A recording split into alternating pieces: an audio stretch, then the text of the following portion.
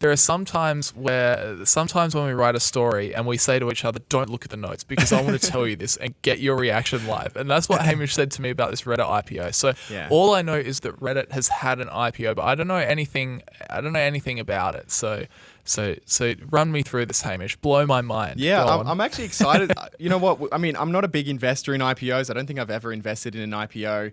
I don't think you've ever invested in an IPO. We tend to not like newer companies. But I like talking about them because they're often funny and fascinating. But we haven't had that many IPOs recently. I was just looking at US IPOs like year by year because I knew that there was a lot of IPOs during COVID, like when there was like kind of that tech bubble and there was a lot of new investors getting into the market. Companies tend to like going public when everything is really positive in the market. So I went and looked back. In 2020, there was 480 US IPOs. In 2021, there was 1,035 IPOs in the US. So that's like 1,500 IPOs during that kind of COVID period.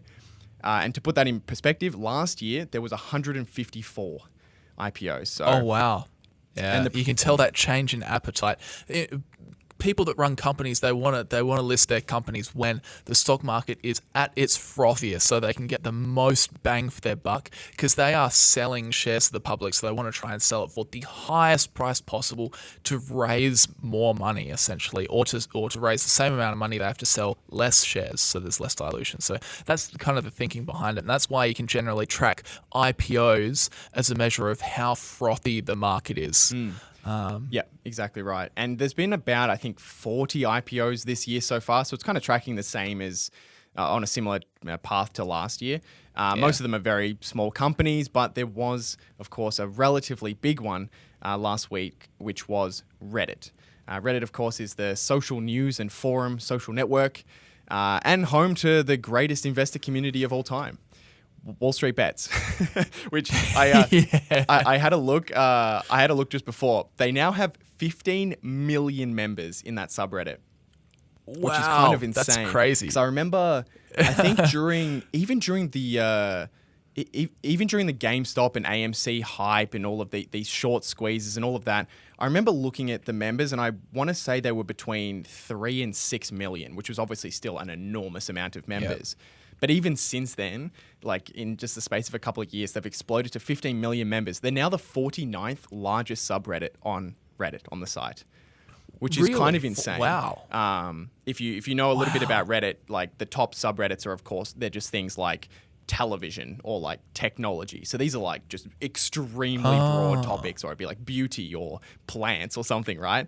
So to be 49th on that list as an investor community is kind of insane. It just shows how mainstream in a way it really became, which is fascinating. Really wild. Yeah, shows you how the rise of the speculative investor. Yeah, and it does kind of put in perspective like.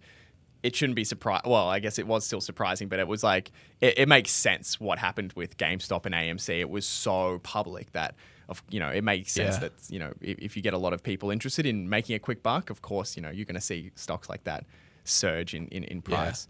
Yeah. So Reddit's planning on, they IPO'd last week, but before their IPO, of course, they had to submit their S1 SEC filing, which is kind of just it's just like the initial filing indicating that they plan on going public, and they give a bunch of information about the business and their plans going forward. So they revealed that the site has more than 100,000 active communities, so 100,000 active subreddits. Active communities. Yeah, it's just what they call their kind of subreddit forum pages. Yep. They have 73 million average daily active uniques is what they call it. So I probably should have looked up the specific definition, but I'm assuming it's daily active individual accounts or like individual people. Yeah, I would imagine so. So probably similar to a daily active user figure, I would presume. Yeah. Yeah, that's actually really surprising. I mean, when you start looking at the other social kind of platforms of the world, it doesn't come anywhere close. But I would not have thought that 73 million people around the world are hopping into or logging into Reddit each day. I did not know it was that, like I knew it was popular, but I thought it was popular in kind of like a niche kind of popularity way. But that's actually quite popular. Yeah. I'm surprised. Yeah, me too. And I mean, on a monthly basis, it was even bigger, 267 million monthly active, average monthly active uniques is how they kind of describe it. So yeah, almost 300 million or a quarter billion people using it at least once a month. They have 1 billion cumulative posts, as well as kind of another metric that they reported there. Although I don't know if that really means anything. Probably not. I think with users, you can kind of compare it to like world population or people with the internet, but like posts, I don't know, my brain just has nothing to compare it to. Like, I know it's a big number, but like, it doesn't really. It's like when YouTube says how many videos they are posted or uploaded every day. It's like, that's a big number, but I don't know if that is a good number, if you know what I mean.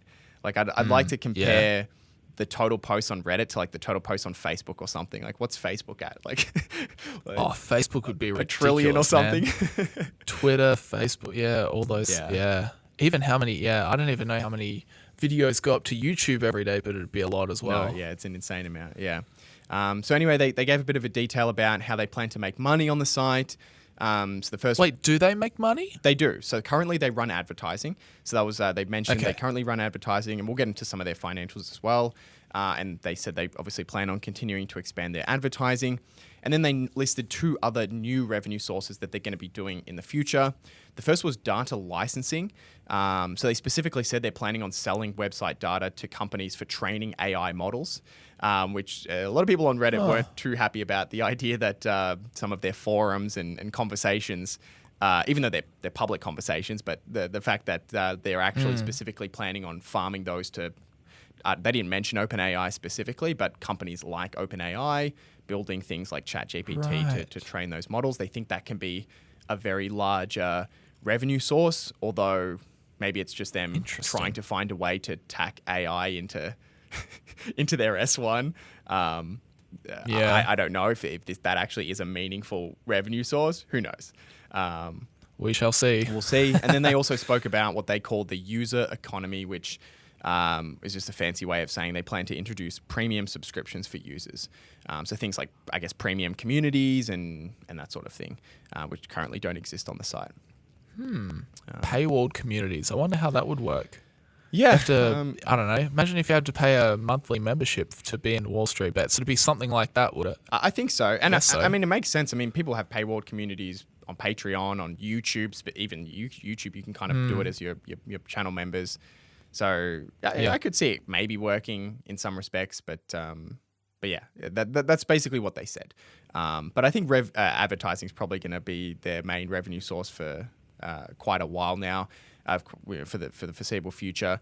They reported $800 million in revenue in 2023, which is, again, an astounding, a fair bit more than I kind of expected from them. Yeah, me too. They're obviously nowhere near the Googles and Facebooks of the world, but still $1 billion for a relatively small site is quite impressive. Although they did report a net loss of 91 million, so they obviously are unprofitable. And I was looking at their financials. They had pretty low expenses except for one line, which was they had $440 million in research and development. And I don't know if I maybe was looking at the wrong SEC filings, but I searched the document and I couldn't find any explanation of what the hell they're spending $400 million on R&D. That is bizarre. So if someone knows what they're spending on, how they're spending their money on R&D, feel free to let me know. But I couldn't find it.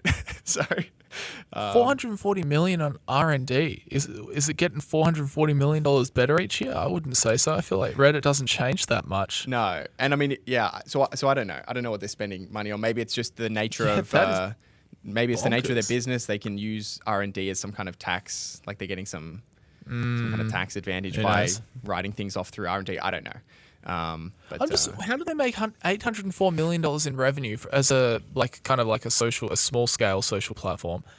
They make a net loss of 91 million. I feel like that's it's not too hard. And I really don't feel like Reddit has changed all that much over the last little while. Maybe I just haven't been keeping up to speed. No, it This hasn't. isn't one It that I hasn't follow. changed all that much.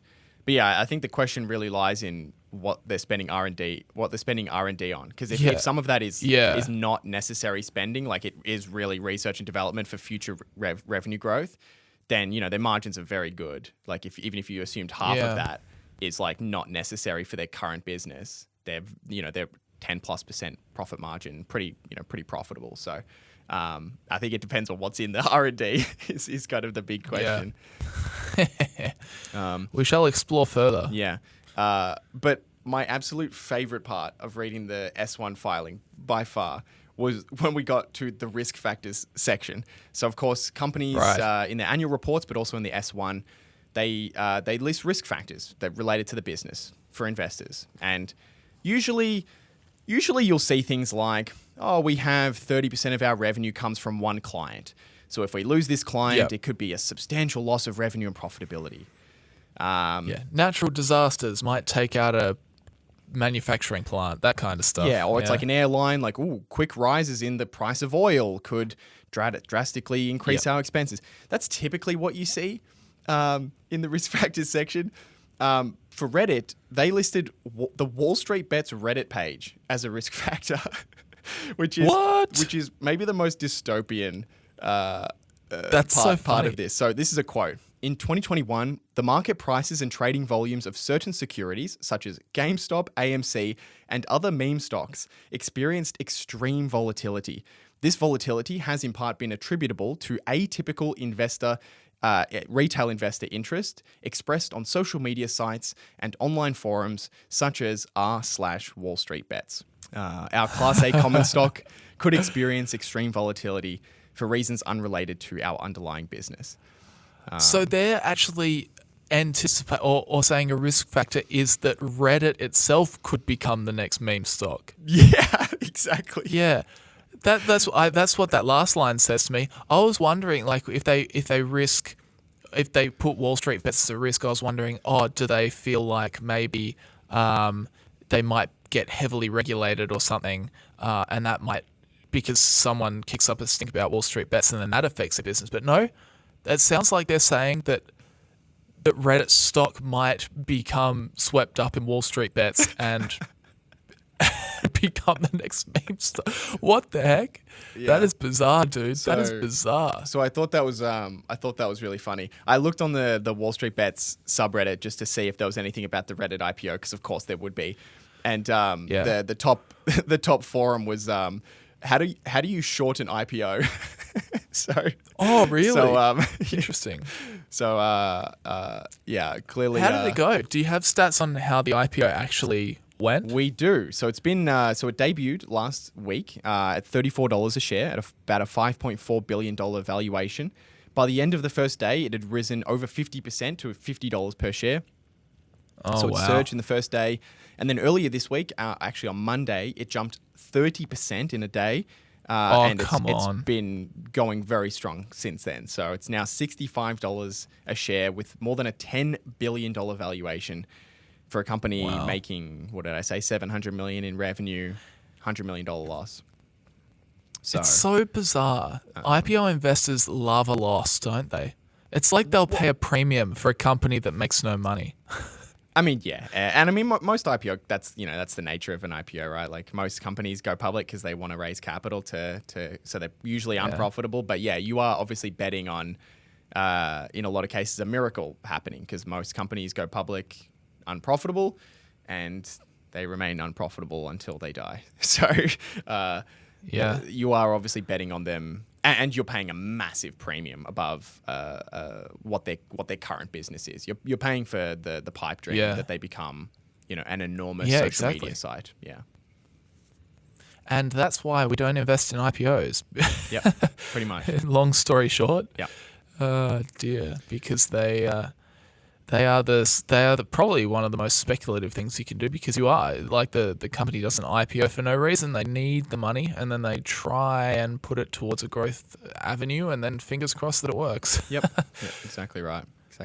Crazy, so there you go. Man. Crazy. That's the Reddit IPO. Be interesting to see how it goes, of course, over the course of the year. IPOs have been doing terribly recently, especially since the last couple of years. I mean, we've had things like Rivian and Coinbase and Robinhood, right? Like almost everything has unanimously been down 80+%, I think, if it IPO'd in the last couple of years. So it'll be interesting to see if that continues for companies like Reddit.